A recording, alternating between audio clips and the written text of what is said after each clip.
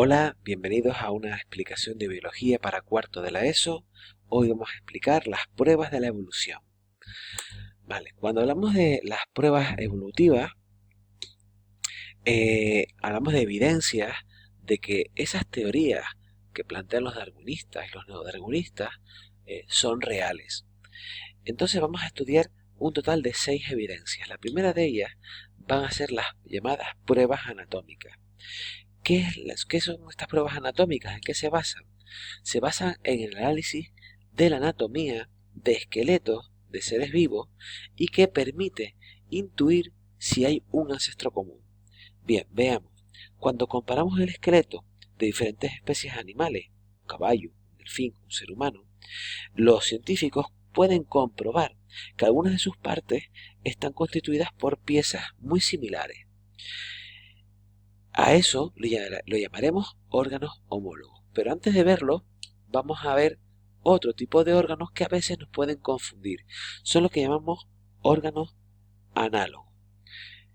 En ocasiones, la evolución hace que diferentes seres vivos que no tienen relación entre ellos, como por ejemplo un insecto, un reptil y un mamífero, desarrollen órganos muy parecidos que sirven para lo mismo, pero que no tienen nada que ver entre ellos. Es decir, que no hay una relación evolutiva. Lo que pasa es que se han adaptado al medio para realizar una misma función. ¿Vale? Es lo que llamamos órganos análogos. A lo que nos interesa son estos que están aquí, los llamados órganos homólogos. Los órganos homólogos son órganos que tienen el mismo origen evolutivo y por lo tanto tienen la misma estructura básica. Como pueden ustedes ver, en estos 4 ejemplos vemos un brazo humano, una pata de un león, una aleta de un delfín y una ala de murciélago. En todos ellos hay lo que podríamos llamar falanges de unos dedos parecidos, ¿no? En el caso de la mano del hombre, eso es evidente. Fíjense en el león cómo esas falanges están agrupadas en una garra al final de la pata. En el caso de un delfín, las falanges pues están modificadas y forman esa estructura que recuerda vagamente un poco a una mano, pero que queda cubierta por la aleta del mamífero. Y en el caso de un murciélago es incluso más evidente, ¿no? Como vemos esa estructura de falanges, de dedos muy largos, ¿no? Además del resto de huesos del brazo, ¿no? Bien, pues eso los llamamos órganos homólogos, órganos que nos van a indicar que hay un ancestro común a todos esos organismos. Otro tipo de evidencia son las que llamamos evidencias de pruebas paleontológicas.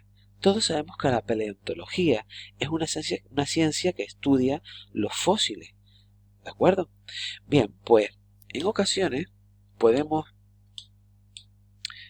ordenar cronológicamente los fósiles de una especie determinada y eso nos permite revelar los cambios evolutivos de esa especie. Aquí les he puesto una imagen, por ejemplo, de fósiles pertenecientes a los caballos muy modernos, y cómo esos vamos yendo hacia detrás, vamos buscando fósiles pertenecientes al mismo ser vivo, y cómo nos va a dar lo que se llama una serie filogenética. ¿Qué es eso, una serie filogenética? Pues una serie filogenética no es otra cosa que el conjunto de fósiles que se van a ordenar por su antigüedad, del más antiguo al más reciente, y que nos permite reconstruir la historia evolutiva de un grupo de seres vivos. ¿Vale? En este caso, bueno, más que los caballos, estaremos viendo la serie evolutiva de los equinos, ¿vale? Que es el grupo de los caballos. Ahí meteríamos las cebras, las mulas y demás, ¿vale? Una cosa interesante en todo esto de la paleontología es un concepto que es el llamado eslabón intermedio. Un eslabón intermedio es un fósil que va a ser el punto de unión entre dos grupos de seres vivos que a priori parecen muy diferentes. Les pongo esta imagen porque aquí estamos viendo cómo los reptiles realmente están emparentados o digamos tienen un nexo de unión con las aves actuales. En este caso nuestro labón intermedio es el Archaeopteryx.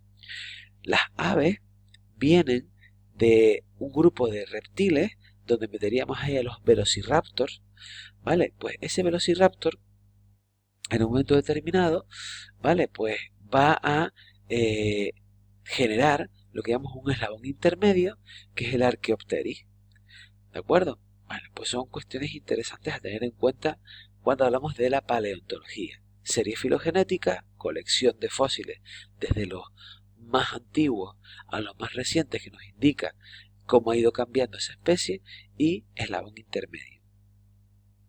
Ese individuo que une dos grupos que aparentemente parecen estar distantes.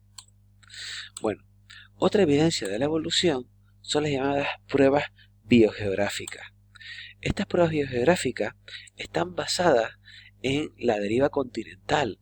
Como saben ustedes, la habrán visto en alguna ocasión en geografía, y este año lo veremos también en biología, pues la deriva continental nos informa de que muchos continentes como África y América estuvieron en algún momento unidos, ¿vale? Con lo que compartían especies de seres vivos.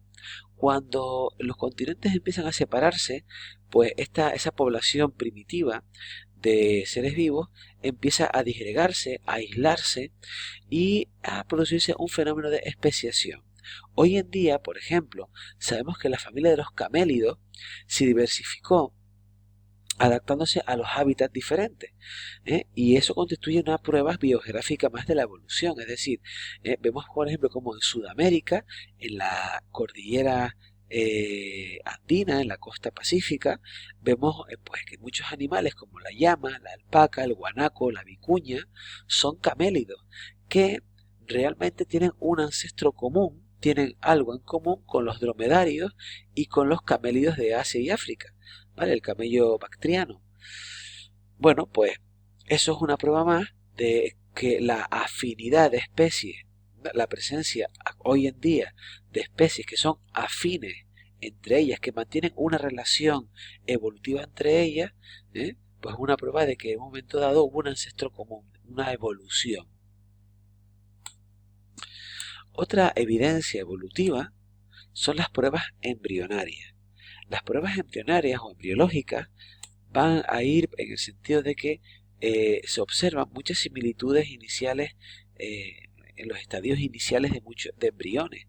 Entonces, por ejemplo, si comparamos los embriones de vertebrados, vemos que hay estructuras inicialmente comunes entre peces, reptiles, aves y humanos o mamíferos, ¿vale? Luego después, algunas de estas características se van perdiendo por adaptaciones evolutivas, ¿vale? Pero esto se podría explicar fácilmente, pues planteando un ancestro común a todos estos organismos vivos, ¿vale? Aquí vemos también esta otra imagen, mucho más claro, cómo se puede plantear un ancestro común, ¿vale? Como el embrión de muchos vertebrados, pues inicialmente es igual y luego se va diversificando, ¿vale?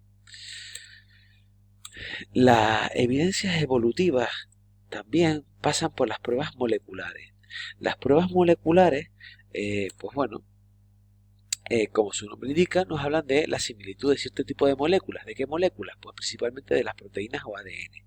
Hoy en día sabemos, gracias a este tipo de pruebas, de verificar la composición del ADN de ciertos seres vivos, pues las hemos secuenciado y sabemos, por ejemplo, que evolutivamente nuestro pariente, entre comillas, más cercano sería el chimpancé, en el que prácticamente su ADN es todo igual al nuestro menos un 2,5%. Pues esto también es un criterio de clasificación evolutiva, de indicar si un organismo ha evolucionado, digamos, pues de una forma pues pareja, y en un momento dado se ha diversificado por tener un ancestro común. Aquí, por ejemplo, vemos todos los prosimios modernos que tienen muchas similitudes en el ADN, ¿vale? Nosotros los humanos tenemos principalmente similitudes con los chimpancés, ya menos con los gorilas, un poquito menos con los orangutanes y con los gibones, lo cual nos está indicando que tenemos un cierto ancestro común.